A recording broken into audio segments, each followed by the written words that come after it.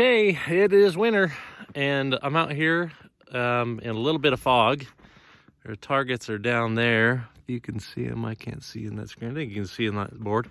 But what I'm out here to do is do a little comparison. We're going to do, let me flip this camera around. I'm going to be shooting my Browning X-Bolt. I really like these X-Bolt rifles. I've got 3 of them. I got a 204 Ruger, 308, and then this 7 Remington Magnum. This one is the Hell's Canyon Speed, so it's kind of a medium contour or hunter contour barrel. It is fluted. It's long, 26-incher. I don't have the little muzzle brake that comes with the factory. I got a loopholed 4.5 by 14 CDS zero lock scope on it. And these are the reloads I shoot out of it. I load up a 160 grain Nosler Accubond that is running around, I think, 3,000 feet per second. We're going to find out. I've never checked it, but they shoot really well. And then somebody had asked me on another video about how do factory loads shoot. So we're going to compare a 160 Nosler Accubond versus a 160 Nosler Accubond. The ones on the right, obviously, are the Federal Premium Factory ammunition, and they should be running similar velocities. And we're going to check and see what the point of impact's like and what kind of groups we get with them. So let's give it a go. All right, first shot of the reloads. That's close. I thought they were going to be going about 29.5, but 2,900 out of that first shot. I can't see it through the fog, so I'm going to walk down there and see where it hit.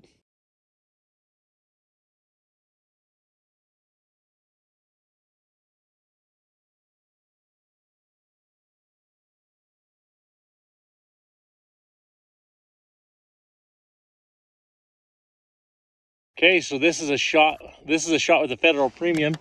The box is claiming these are going 2,900 feet per second, so we're real close. And we're real close to what my reloads are, so we're gonna go see where they're hitting. I can't tell from here. Okay, so the velocities on both loads are pretty dang close to each other and consistent. I mean, we're maybe an average of 20 feet per second. We'll have to figure out later, faster on the reloads, which I'm not going for velocity on my loads. I was going for accuracy when I developed them. But man, the velocities on both are very consistent. That Federal Premium ammunition is really got some consistent velocity, just like my reloads, I think, do. And they're within, 20, 30 feet per second of each other. So I'm gonna run down and see what the groups look like. Okay, so when I developed this load, I was getting about a 1/2 inch group. Right here, it's about 1 inch. My thumb is 1 inch. It's just under 1 inch right there, but I will tell you this being the first shots I took today, I always know that I'm not as careful. And I know I was more careful on being steady when I squeeze the trigger. But check out this Federal Premium ammunition. There's the 3 shots. That is definitely a 1/2 inch group. That's what I got with my original loads. So I'm going to go back and shoot at this target one more time with reloads to see if it will squeeze out a group like that, because I've got a group like that before with these bullets. But I'll tell you what, if you want to shoot some factory ammunition through that X-Bolt, there you go. That's pretty freaking awesome. Now, I've obviously done something on my scope because these groups are both hitting way too high. I'm gonna have to go home. I don't have the wrench to take the CDS cap off and adjust the turret down. So clearly when I was packing that gun around hunting or something, I did knocked it off. So I did this group, I adjusted it left, then I shot, and this one was dead on for left and right. But the point of impacts are real similar. The velocities are similar, so they should be hit. I mean, they should group together with that kind of velocity. And I had adjusted the point of impact left and ended up here. So I'm going to go reshoot this one. I'll move the target over a little bit. There we go. I'm going to set it right there. Now it's going to be sitting the same height as these, and we're going to see if they do the same thing. All right, this is going to be the second group of the reload shots. Look at that. I think that's nearly the same velocity as that last one with the premiums.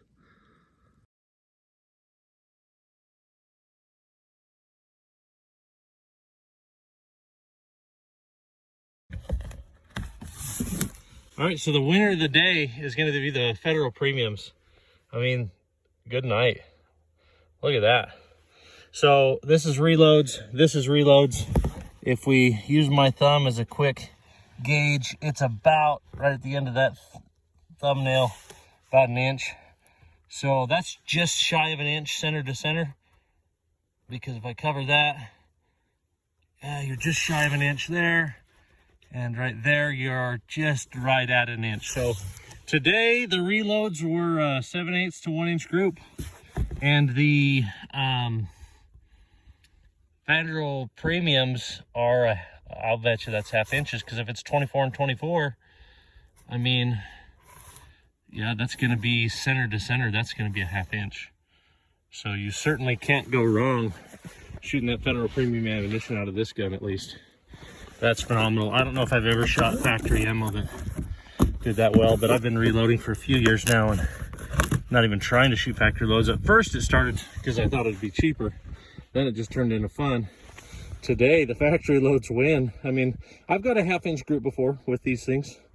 1 inch, it's like, oh, that's fine.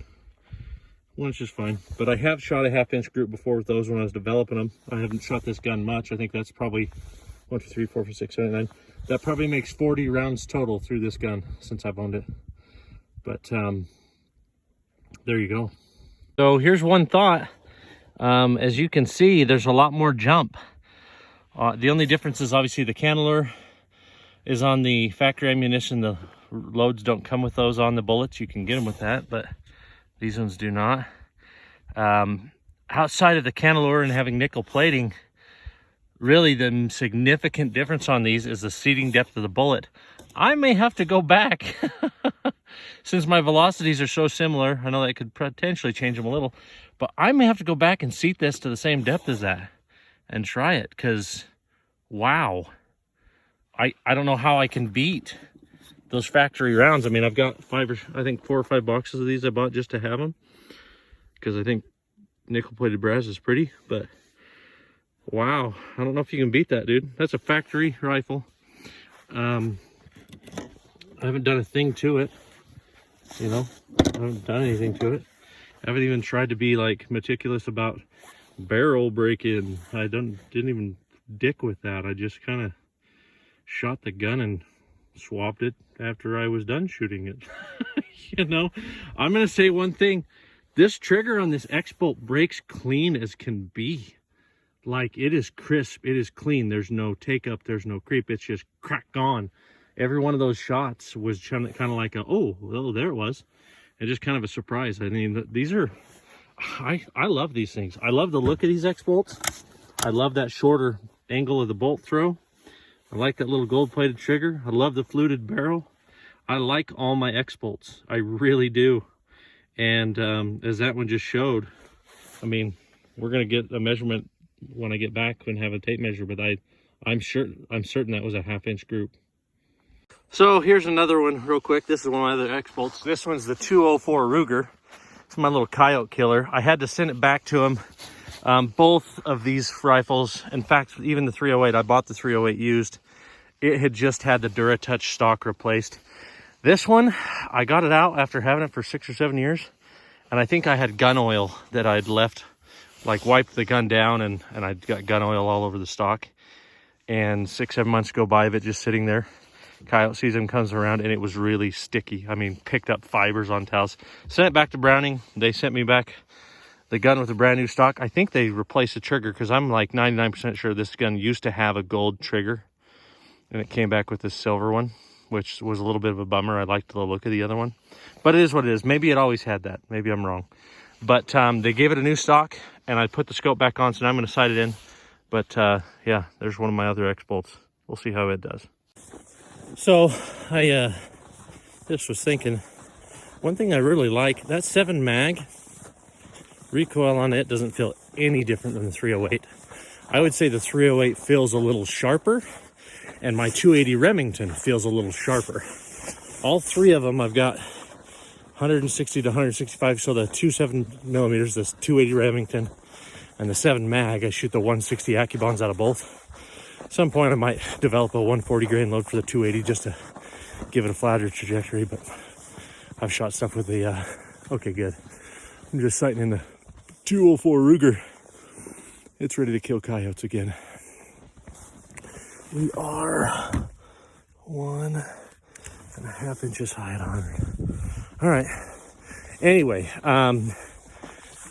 the 308 and the 280 feel like they kick every bit as hard as that 7 mag. Now they're all shooting the same grain weight of bullet. The 280 and the 308 are actually almost identical velocity. I don't have the 280 loaded real hot. I always just try and develop a load that shoots well, and I don't care how fast it's going. And so they're kissing each other when it comes to velocity. The 308's a little slower with the 5 grain heavier bullet. I mean, energy profiles at 500 yards are almost identical. The 280 probably edges it out by a little bit, but the 7 mag's not that much faster. I mean, you'd think it'd be lightning fast, but it's really only a couple feet per second faster than the other two, at best. But with that said, with the added probably 10 plus, I can't remember, probably around 10 more grains of powder in it, and the similar or same weight bullets, I think because it's a longer barrel, longer action, just longer rifle. I mean, it's like probably 4 inches longer, if not more, than that 308 is. It just doesn't, boom, the barrel just doesn't lift as violently as the 280 with a 22-inch barrel and the 308 with a 22-inch barrel. The 280 having that longer action by, what's that, a half inch they have? Something like that. So it's only maybe an inch longer at most.